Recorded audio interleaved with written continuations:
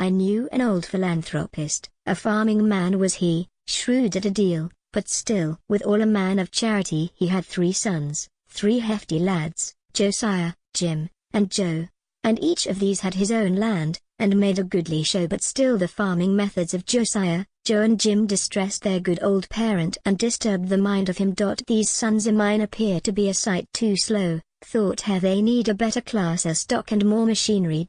Wherefore this old philanthropist, this shrewd old farming man, he sat him down and pondered long, and thus evolved a plan, a simple scheme, beneficent, and calculated so that it would guard the interests of Josiah, Jim, and Joe. I have acquired, reflected he, a lot of tillage land, much more than I can work, and my affairs get out of hand.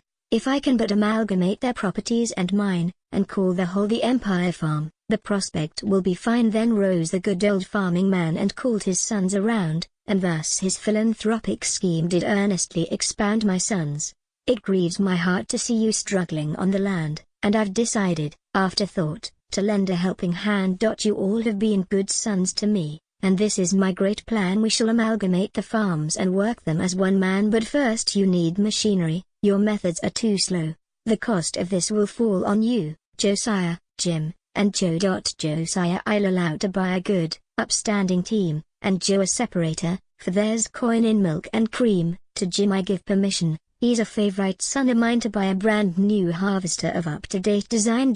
Josiah, he will feed the nags, and Joe can buy some cows, and these be privileges, mind. Not every dad allows, while Jim can mind the harvester till harvest comes around, when you can fetch it, with the nags, and work it on my ground. And, as Joe's cows come into milk, he'll fetch 'em up to me, long with the separator, I will work it. Do you see? But, strange to say, they did not see, Josiah, Jim nor Joe. They said rude things that plunged their parent into deepest woe. They called him many ugly names, such as a mean old man, and told him pretty plainly their opinion of his plan. We'll buy our harvesters, said they, and work 'em on our own, and if you get hard pressed, why, you can have 'em for a loan. The poor old farmer bowed his head. Ingratitude, he cried, and after all I've done for you, my offer is denied.